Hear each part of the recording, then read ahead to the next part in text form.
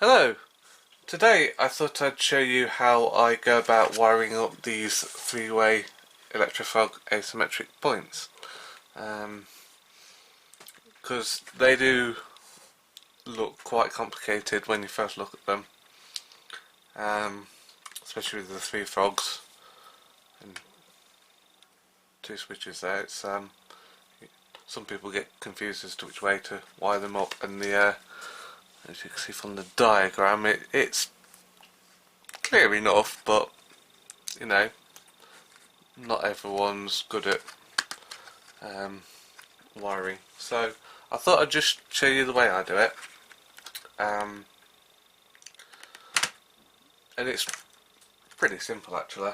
I'm not going to show you how to solder because you probably know how to do that already, so I'll just show you how I've done it.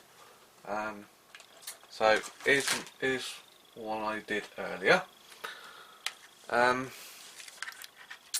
it's pretty simple really. All I've done was solder, I don't know if you can see this or not, I soldered one wire to those three rails there, and then another wire to those three rails there, making sure that there's a clear gap in the middle there, because you don't want those joining, otherwise you're going to have massive problems. But yeah, that's all I've done, and that way it powers those three rails there all the way from the bottom all the way up till you get to the insulator joiners, and that one all the way, and then the same on this side. That rail is always powered, same as that switchblade there and that switchblade there, all the way up to the insulating gaps.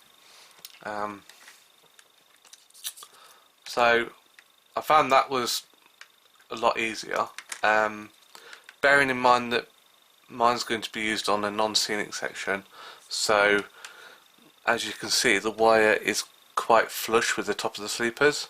I suppose you could, if you're doing it for a scenic section, you could sort of curve the wire a little bit, you know, as you solder it, so that you sort of have a bit of a gap where you can put ballast on top maybe. And you also have to be careful as to not get solder on the actual rail where your flanges are going to run, otherwise you could have problems, but some flux should help make the solder run a lot better. Yeah, I did that with my two-way points as well, as you can see here. But if you're going to do this with the two-way points, on the back here, what you've got is some little gaps there, and then when they come out of the box, there's a bit of wire bridging those two insulating gaps. So you want to get your scalpel in there and basically take out that bit of metal, so that that whole frog area is completely insulated from all this that's powered.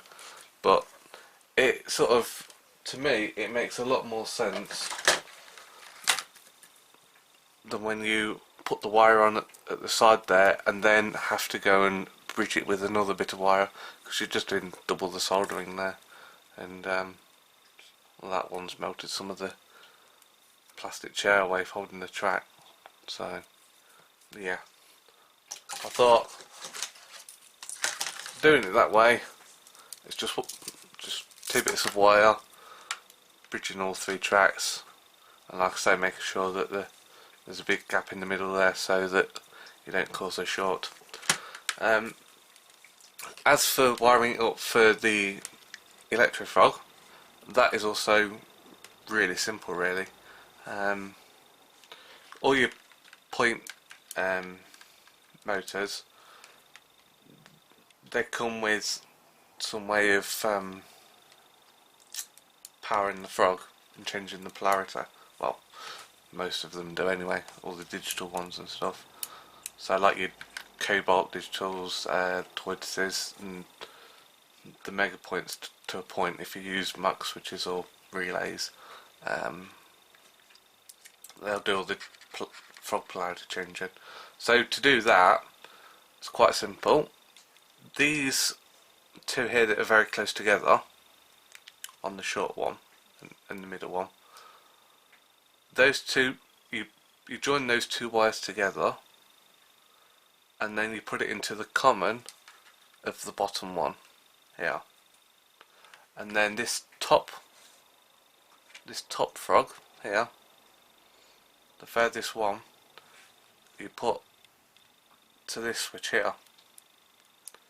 So that's pretty much it. Like I say, just wire those two, join those two together, simply just twist the wire together and join it to this bottom one, and then this furthest one here, join it to this one here. And that is as simple as it is, really. One thing I do with these is, if I can find a small screwdriver which I put down somewhere, and there it is. Yes. One thing I do with these is, you can see on these switches, all Pico stuff, they've got a bit of a spring in there, and that causes that to just flick and lock on either side, spring to each side. That's perfect if you're using the solenoid switches, but if you're using the likes of tortoises or cobalts or megapoints where you've got slow acting, what it is, it's best to remove the spring from there, you know, from all the points. This gives you a better slow action, and it doesn't sort of snap, so it just helps it a lot better. To do this, it's really simple. I'll see if I can zoom in a little bit, like so. All you do, you see that there's two metal tabs there, and you get your screwdriver underneath and you lift them up. Try and hit it so you can actually see. You lift those tabs up, and that bit springs out, and now you see it doesn't spring back either way, because you sort of get that bit of plastic and a bit of air. Try and find it. Yeah, you get a bit of a spring there. And yeah, I do that to all my points because I'm using slow acting points, slow acting servos. So I just do that to both, and it's just quite simple. And that is it. And there you go. Got 2 points, slow acting ready. And yeah. All I've got to do is just drop these, put it on the baseboard, drop these wires through, and then wire them up to the point motors, and that is it, really. Nice and simple. So, hope you found that little tutorial useful. Like I say, I wasn't going to bother showing you how to solder because you probably know how to do that anyway. And there's plenty of better people that can show you that, because I'm not exactly the best at it. But yeah, hope that helps. So, bye for now.